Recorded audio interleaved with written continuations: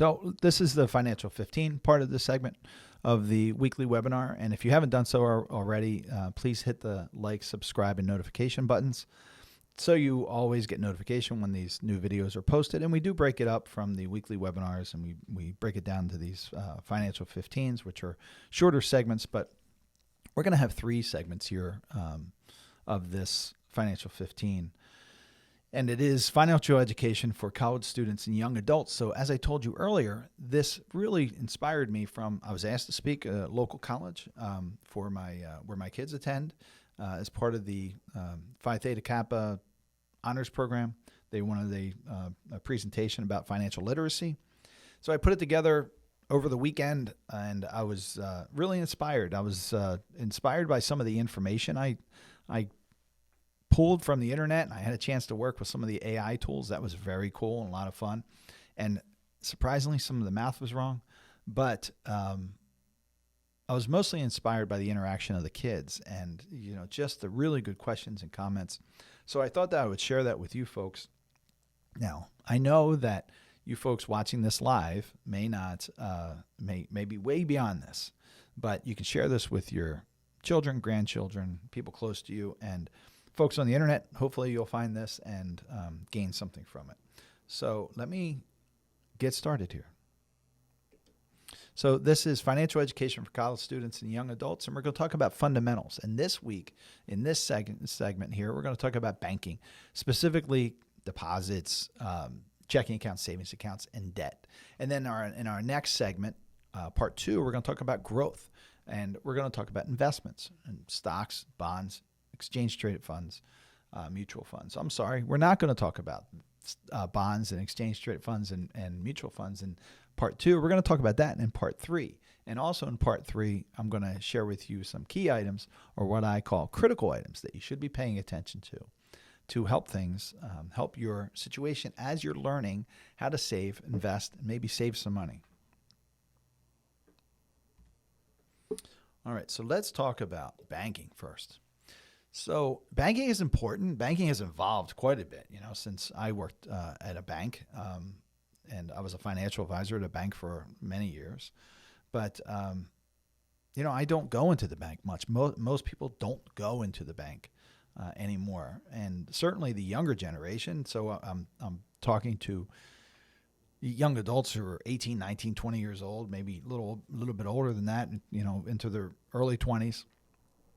But they're using their cell phones to pay for things. They've got Apple Pay and whatever version of Android is. I have an Android, but I don't use that version. But debit cards, all those things. So you've got to have some ability to deposit your money, either a direct deposit or you deposit your check into some type of bank. You want that bank to be safe, of course. Now, there are protections in place. FDIC, that is the Federal Deposit Insurance Company. I think that's what the initials stand for. But what that means is that all the banks pay into a required deposit insurance organization so that your funds in the bank are protected. So the protection levels go up to $250,000 per individual. It can be per institution. So if you have more than $250,000, you can learn how to break that up. But that's not most people's situation certainly when they're younger adults. But you want something, you don't want to go to Joe's bank. Pick a good bank that's going to serve you well. It's going to be convenient. It's going to have some safety. And the convenience is important because you want to be able to,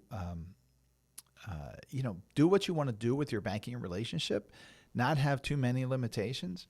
And I'm a big fan of multiple savings accounts. So when you're setting yourself up for financial success, one of the real important things to do is have goals. I see it with my daughter, my youngest daughter. She's 17 years old.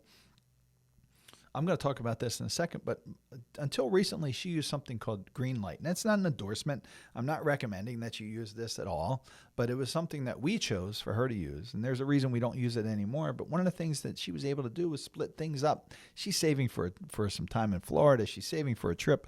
She's saving for different things. So she sets it up in different accounts. And that's really a good way to do it. So as soon as she gets paid, she goes in and she splits up her account so she knows that The money in her cash account is what she has to spend. And she can feel comfortable that she's not overspending, she's not blowing her money. She's also setting money aside just for future things that she wants to do. And I think that's a good way to set yourself up and to start doing these things. But here's the thing with your banking relationship. Banks have fees. Some banks have very high fees. Some banks will absolutely wipe out your account if you're not careful. And you have to be careful and you have to monitor this. So I think very few people print their statements and go and reconcile them like they should.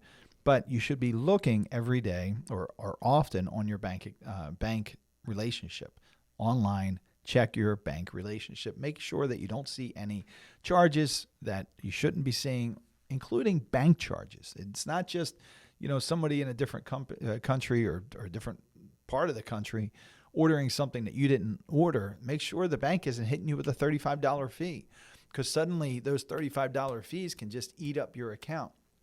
My oldest son learned this the hard way. He opened up an account at a local bank. He had a debit card, and he would stop in at 7-Eleven on his way to school every morning, and he would get a cup of coffee. Well, that coffee cost him 99 cents or whatever it was, but the bank was allowing a transaction to go through on his debit card even when there was no money in his account. Now, shame on him for not keeping up on the balance of his account, but that happens sometimes. But the bank allowed him to do what? They allowed him to overdraft that account, and he was hit with a $35 charge every time he bought himself a cup of coffee. So you do that every day for a while before you get your statement, or you're not maybe paying attention to a phone call from your bank, and a cup of coffee costs you $36. So that's not worth it anywhere. I know lattes and things like that can be expensive, but nothing is as valuable as to cost you $36. So you got to pay attention to those fees. Know what they are. Ask what they are. And find a bank that maybe isn't going to charge you any fees, or maybe you have to have a minimum deposit in there, and that's your floor. That's what you keep in there. But pay attention to those fees. Now, listen, don't beat yourself up if suddenly you get hit with a fee. If you make a mistake and you get caught overdrawn or something like that, and you have to pay a fee. First of all, if it hasn't happened before, ask the bank. The bank might refund that fee. They often do that. Now, if you're a repeat offender, they're not going to do that, because banks are profit centers. One of the things, there was a professor there who was there at the school yesterday during my presentation, and we were talking about banking a little bit, and he reminded the group here. He said banks are profit centers. They're there to make money. There's a few ways that they make money, and they earn interest on your deposits, and they pay you less interest than they earn. Sure, make interest on loans. Yes. They also make interest on fees, make money on fees. So you've got to be careful about what those fees are, and you've got to track them. So that's why that's in red. All these things are important. Safety, convenience. You want to have a checking, a deposit, a debit card. I don't know. There was one young woman who said that she writes checks.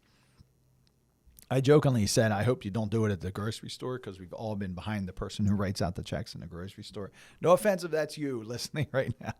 But most of us use debit cards or Apple Pay or Android Pay, whatever that Android wallet I think it's called. But all that's great. You want to have the safety, convenience. You want to have those different accounts. You want to have the different savings accounts if that works for you. But pay attention to those fees. And I said to you, you might want to open up different multiple savings accounts for multiple goals, but don't do that if they're going to charge you for every account. So, and you can't maintain a minimum balance. So all these things I'm talking about, I've got 3 goals. I want to buy a car. I want to go to Costa Rica. I want to do this, whatever that third one is. And therefore, I want to start saving in different accounts. That's a great idea, but you don't want to do it if you're going to get charged for each account. Maybe you use a program to help you, or a website to help you divide up those goals and those savings goals. You don't want to pay those fees, because I'll share with you the example of my daughter. We used that Greenlight app and debit card because that helped her. I guess we started that when she was about 15 years old, 14 years old, something like that. That helped her manage her money in the meantime. but they were charging her $5 a month. So I said to her, honey, I don't know if you want to pay $60 a year just for this convenience of this when you can just have it through the bank. She had an account at the bank. So it took her a while, but she got tired of paying that $60 a year. So, about 3 years of $60 a year, that's $180. That's a lot. So pay attention to those fees. Let's talk about what money should be going into your bank account. So let me move myself out of the way here. All right. So when you're with your banking funds, these should be liquid funds. So this is money that you don't want to lose, right? So you don't want to take your stock investment money and take, that's not your, how can I say it? That's not your risk money. So these are not investments. We want to focus on interest rates and we want to focus on terms. I'm going to talk a little bit more about what I mean by that. But when we're looking at your banking relationship, safety, convenience, fees, now we're saying, okay, I'm comfortable with my safety. I'm comfortable with my convenience. I understand the fees. I'm going to minimize or not pay any fees. Now I want to start saving money in here. What should I be paying attention to? Now we're talking about interest rates and terms. Now, folks, if you're just listening to this and you're 18, 19, 20 years old, don't feel bad if you've never thought about this before and you already have money in the bank, because I see people who are decades older than you who have significant amounts of money in their bank accounts and they're earning very, very little interest, 0.25%, 0.1%. Banks, I just can't believe the small amounts of interest banks are paying today. Here it is, April 9th, 2024, with the U.S. Treasury rates as high as they are. So you can purchase a 6-month U.S. Treasury bond right now for about 5%. Yet some bank accounts, money markets are over 5%. Yet some bank accounts are still under 0.25%, 0.35%, 0.15%. So the bank isn't going to just hand you these interest rates. You have to be able to research them and ask and make sure that you're getting the best interest rates you can. In terms, what do I mean by terms? Unless you're willing to park your money somewhere for, say, a year and purchase a 1-year certificate of deposit, a CD, you may not want to do that. So be aware of what these terms are. The term means if I put my money into this certificate of deposit, for example, how long do I have to hold it? Do I have to hold it for 6 months? Do I have to hold it for a year? And then what if I need that money before that? These are the terms you want to check into. If I've got a 1-year CD and I have, $500 in there and I need it prior to that 1 year, what does that mean to me? Are you going to keep some of my money? Or are you going to keep just the interest? Usually it's just the interest. But you're giving up something if you break that arrangement early. You violate those terms early.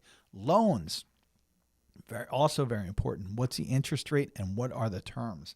These are the things that we want to pay attention to. I just saw a woman on Instagram who was complaining about a $1,500 car payment she had for a truck that she bought.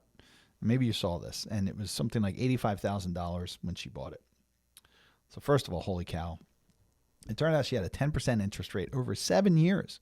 And she was complaining because she said, I've paid this thing off for X number of years. I don't remember what it was, but it's barely moved. I think she had paid $50,000 toward it, and it only dropped $10,000 in value. Now I'm working from memory, and it was probably 10 o'clock last night when I was watching this. So, but they're the kind of things that can happen if you're not paying attention to your interest rates and terms on your loans. So let's talk about that a little bit more. Let's see if I can come back here. So again, so in banking, and you're talking about your liquid funds and savings. Now, if you're listening to me and you're older than college age or young adult age, so older than if you're closer to retirement, the short-term money I'm going to talk about right now doesn't apply to you. I'm talking about younger adults here. So short-term needs for younger adults really could be 6 months to 3 years. And that's, again, money you can't afford to lose. Why do I say 3 years? Because there may be things you want to do. And actually, we do treat it the same with retirees as I'm talking about it, because we have these segment one account, and that's very short-term money. But when you're thinking short-term needs, most of the time we're talking about 6 months to 1 year. But I want these younger folks I want them to take risks and invest, but I also want them to make sure that they have the money they need in the short term so that they're minimizing the use of credit cards. You're going to see the high interest rates on credit cards right now. It's astounding. But I want the younger savers and younger folks to start building up these short-term savings accounts so that they don't have to use things like credit cards. So short-term needs, 6 months to 3 years. Again, money you can't afford to lose.